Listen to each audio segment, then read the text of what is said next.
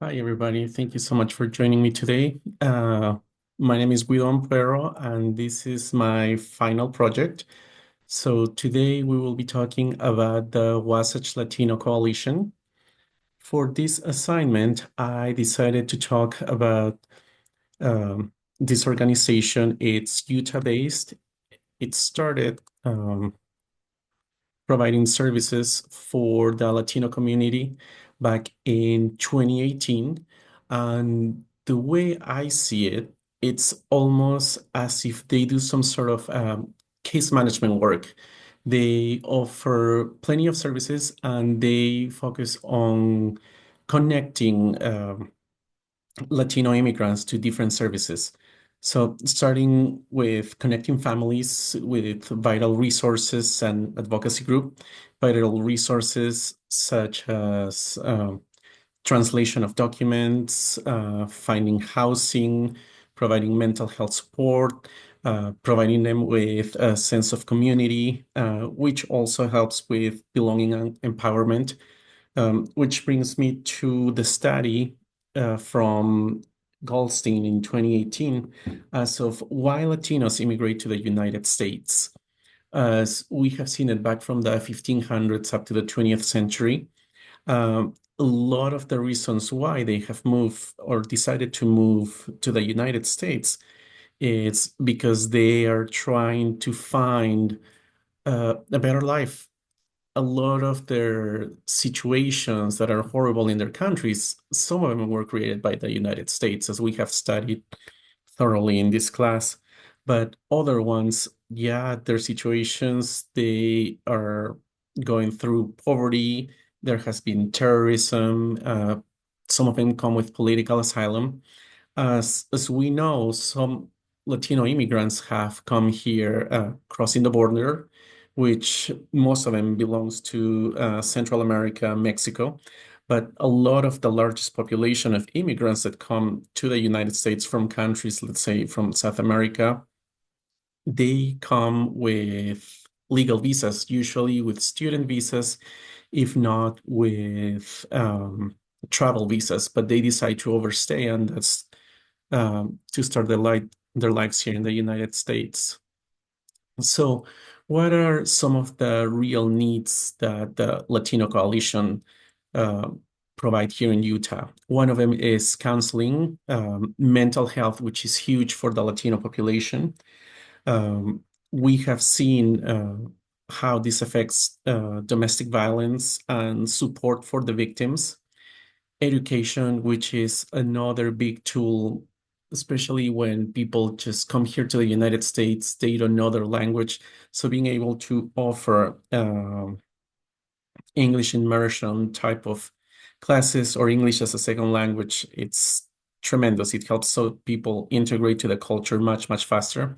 And the other option that they have is they help people find employment, which it helps not just them, but also the whole community. Uh, this also reminds me of the study done by Fortuny back in 2011, where he talks about how the misconception that we have that Latinos come to the United States only to take advantage of the welfare system, which, as we have discovered, that is not the case. If you come to the United States illegally, you have no access to a lot of resources. Even though you might have a TIN number and you pay your taxes, you cannot claim those taxes. You don't have access to Medicare, Medicaid, retirement, but the government still keeps that money for themselves. And even if you come to the country legally, a lot of the people that are here with green cards, they are very afraid to use different welfare programs such as SNAP, CHIP, or Medicaid because of their concern that they will jeopardize their ability to become US citizens. So, how does the Latino Coalition, the Wasatch Latino Coalition, help um, the Latino community? It's offering them help in their language, Spanish, which we know whenever you find someone and talks to you in your same language, it just opens the door, you feel comfortable, which is related to building trust, addressing those language barriers and nuances. And it's greater access, as we can see it fostering engagement and inclusion. Uh, it makes you feel like you are not alone, which is also relates to the study done by Jacobs et al. In 2015, showing the impact of the Latino community here in Utah. It's not just in the economic way, but also it's in politics, religion, different type of policies. We have seen that Utah has been a pretty good state supporting the Latino community, and this is because of the LDS Church, since a lot of their members go to South America for their missions. And what is the impact of the Wasatch Latino Coalition? It's offering stability for families, healing, because they offer great support for anxiety, depression, different types of counseling, PTSD. And also, it gives these people a voice, letting them know that they're not alone. Um, and also, this aspect, it's related to Liegerman's study back in 2020, where he talks about how bullying impacts Latino children. This is very common in primary school and also high school. Whenever children just move from their countries and they are not proficient in English, it is very hard for them to integrate. There's isolation, but the good thing is that for children, it's so much easier than for adults to learn the language. But being ridiculed by other students, it's just not fair. So why is support critical for the Latino community? Again, I my approach to this project was coming from mental health, related to the stigma, again, language, accessibility to work, different resources.